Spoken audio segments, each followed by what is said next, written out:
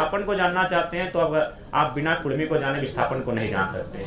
1907, 1908, 1950 notification. Jagannath Mahato, इस corona काल में 2 ही नेता डैमेज में, दोनों कुर्मियों के बेटे क्यों भैया? क्या कभी मीडिया ने सवाल किया? क्या आपने कभी चिंतन किया?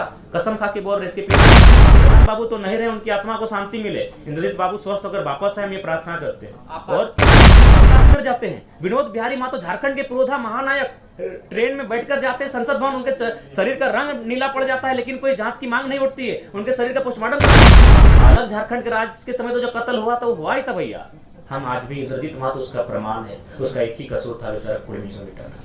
अगर वो, हालांकि हम अभी भी प्रार्थना करते हैं, आप भी प्रार्थना कीजिए। झारखंड का टॉप लीडर का मर्डर हुआ है तो याद रखिएगा वो कुर्मी का बेटा होता है।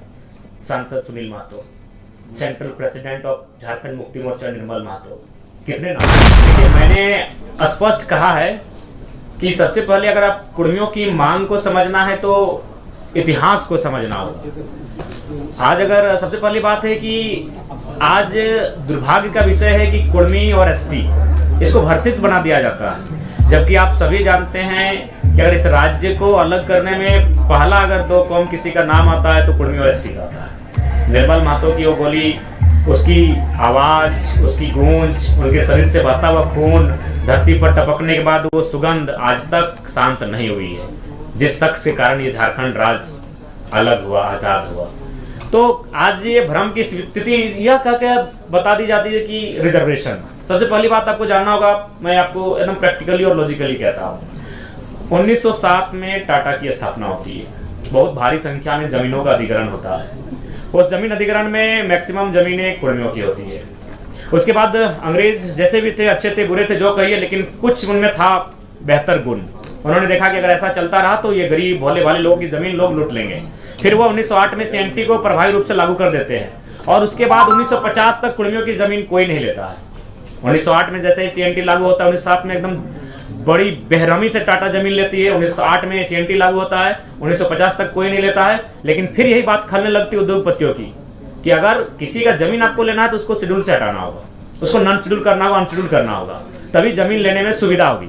और 1950 में शायद दिसंबर का महीना या सितंबर का महीना उन्हें विदाउट नोटिफिकेशन के जैसे ही बाहर किया जाता है, 1951 में लगभग 50 कुर्मी गांव विस्थापित कर दिए जाते हैं एक झटके में। नाम होता है सिंदरी, जिसको आज हर्ल के नाम से आप जानते हैं। दौर शुरू हो जाता है, दौर का नाम आप बोकारो पहुंच जाते हैं, उस दौर में आप चांडिल डैम पहुंच जाते हैं, उस दौर में आप कोणार्क डैम पहुंच जाते हैं, उस दौर में आप तमाम कोलियरी पहुंच जाते हैं। और आज भी अगर आप विस्थापन को जानना चाहते हैं तो अब आप बिना कुर्मी को जाने विस्थापन को नहीं जान सकते हैं। 1907, 1908, 1950 नोटिफिकेशन आउट होना, 1951 से सिंदरी प्लांट से ही तमाम एचईसी के भी अध्ययन कीजिएगा, कुर्मियों की जमीनें बहुत मात्रा में मिलेंगी। यानी एक बहुत बड़ी साजिश थी इनको शेड्यूल से हटाने की।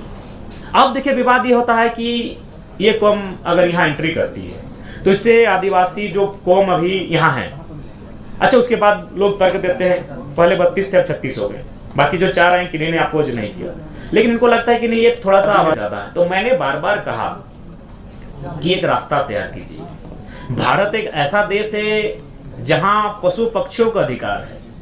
आज जंगली हाथी लगातार 10 घरों का हमारा रोज तोड़ रहे हैं, लेकिन फिर भी हम उनको कुछ नहीं कर सकते क्योंकि भारत का संविधान कहता है, भारतीय संविधान आर्टिकल 48A स्पष्ट कहता है वन्य जीव संरक्षण। तो जिस देश में जीव जंतुओं को जीने का अधिकार है, अगर ये कुर्मी कौम जो आज धराशायी होने को, आज जिसने इस झारखंड को बनाने के लिए अपना सर्वस्व दे दिया, आज अगर वो एक अपनी पहचान मांग रहा है तो एक विकल्प का रास्ता तैयार कीजिए कि विवाद ना हो। इसीलिए मैंने जोर दिया कि 2016 से पहले ईडब्ल्यूएस नहीं था, एक नया कॉलम आया, देश ने स्वीकार किया, आप एक नया कॉलम लेकर आए, फार्मिंग ट्राइब्स, एग्रीकल्चर ट्राइब्स, कुछ भी नाम दीजिए, और एक नए कॉलम के साथ एक नया सुरक्षा उनको दीजिए, क्योंकि वो कौम खेतीहर है। आज झारखंड में पहली आबादी आदिवासियों की, दूसरी कुर्मियों की, फिर अल्पसंख्यकों की आती है। क्या आपको एक भी टॉप बिजनेसमैन का नाम है यार कुर्मियों का? थोड़ा सा ह्यूमैनिटी की बात कीजिए, छोड़ दीजिए इस विवाद से, थोड़ा बाहर आते हैं, मानवता के नाते थोड़ा कुर्मियों की बात कर लीजिए। एक भी बिजनेसमैन को आप जानते हैं? रांची के एचईसी कुर्मियों की जमीन में, हिंडाल्को कुर्मियों की जमीन में, घाटो कुर्मियों की जमीन में, तमाम जो केदला, मोरपा, जो मांडू और रामगढ़ का कोलियर, ये सब कुर्मियों की जमीन में क्या एक भी आप टॉप मोस्ट बिजनेस टाइकून को जानते हैं? नहीं जानते हैं, क्योंकि उसका संबंध खेती से रहा है। तो वो अपने खेत को मांग रहा है, उन्हें खेत को दे दीजिए, कोई विवाद नहीं होगा। वो अपने खेतों का संरक्षण मांग रहा है। और एक बात मैं आप बताइए, ये तब आप इस माहौल को तूल देते हैं जब हमारा कौम डोमिनेटिंग होता। आबादी में हम दूसरे नंबर पर हैं, एकल की बात करेंगे तो पहले नंबर पर हैं। उसके बाद भी हमने एक भी हमारा व्यवहार बताइए डोमिनेटिंग का, जबकि हमारे साथ तो साजिशें आज भी हो रही हैं। उदाहरण के लिए इंद्रजीत महतो, उदाहरण के लिए जगन्नाथ महतो। इस कोरोना काल में 2 ही नेता डैमेज में, दोनों कुर्मियों के बेटे क्यों भैया? क्या कभी मीडिया ने सवाल किया? क्या आपने कभी चिंतन किया? कसम खा के बोल रहे इसके पीछे भी रीजन यही है कि कुर्मी के बेटे थे। हम तो साजिशों के शिकार आज भी हो रहे हैं। इसलिए आपसे हम पूरे राज्य से भी अनुरोध करेंगे कि ये जो जिस दृष्टि से आज हमें देखा जाता है उस दृष्टि से ना देखें। हम साजिशों के शिकार आज होते हैं। जगन्नाथ बाबू तो नहीं रहे, उनकी आत्मा को शांति मिले। इंद्रजीत बाबू स्वस्थ होकर वापस आए, हम ये प्रार्थना करते हैं। और किस पर लगा रहे हैं? ये बहुत बड़ा आरोप। ये नहीं, आरोप हम किसी पे नहीं लगा, नहीं, साजिश है। किसने साजिश? साजिश है। आप उस पर टीम बनाए, टीम गठन करें, साजिश पर पर्दाफाश करें। सुधीर महतो डिप्टी सीएम रहते हैं, रसगुल्ला खाते हैं और मृत्यु को प्राप्त कर जाते हैं। विनोद बिहारी महतो झारखंड के पुरोधा महानायक, ट्रेन में बैठकर जाते हैं संसद भवन, उनके शरीर का रंग नीला पड़ जाता है, लेकिन कोई जांच की मांग नहीं उठती है। उनके शरीर का पोस्टमार्टम तक नहीं किया जाता। आज उनका भाई जिंदा, उनका इंटरव्यू ले लीजिए, उनका शरीर का रंग चेंज हुआ था कि नहीं हुआ था। अरे हम तो आज भी साजिशों के साथ हैं भैया। अलग झारखंड के राज्य के समय तो जो कत्ल हुआ था वो हुआ ही था भैया। हम आज भी, इंद्रजीत महतो उसका प्रमाण है। उसका एक ही कसूर था, बेचारा कुर्मी का बेटा था। अगर वो नहीं होता तो इलाज भी होता तगड़ा और आज बहुत कम समय में ठीक होके आ जाता। हालांकि हम अभी भी प्रार्थना करते हैं, आप भी प्रार्थना कीजिए वो ठीक होके आए।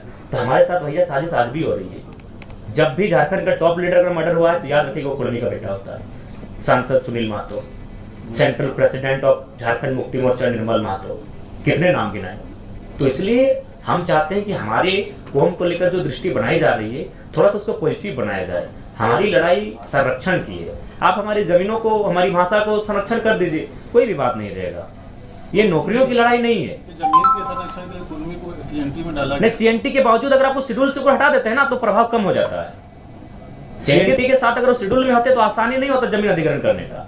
क्योंकि हम पिपरवार गए थे, वहाँ के जो पदाधिकारी, उनसे बात हुई कि अब 12 गंजू परिवार का जमीन आता है, 12 को जॉब देना हो, क्योंकि इनका अलग 1000 एकड़ और काम कर रही है मात्र 3000 एकड़। गंजू थे कि भोक्ता याद नहीं आ रहा है। और जतरा 1908 में सीएनटी का लगना, 1950 तक जमीन का नाम लिया जाना, 1950 में इसको शेड्यूल से हटाया जाना और 1951 में सेंद्रीय कारखाना तैयार हो जाना। बस सिलसिला शुरू। 1958 में, 1964 में, 1972 में, 1986 में वो सिलसिला शुरू। तो ये जो डिमांड है वो संरक्षण का है। हम लोग अगर गवर्नमेंट में आते हैं, क्योंकि भारत देश जहां आर्टिकल 48 ए कहता है जीव जंतुओं की रक्षा करना, तो हम लोग जरूर इस पर एक नया कॉलम, एक नई तरकीब लेकर आएंगे ताकि विवाद का भी समाधान हो जाए और उनकी मांग को भी एक आजादी मिले, एक समर्थन मिले।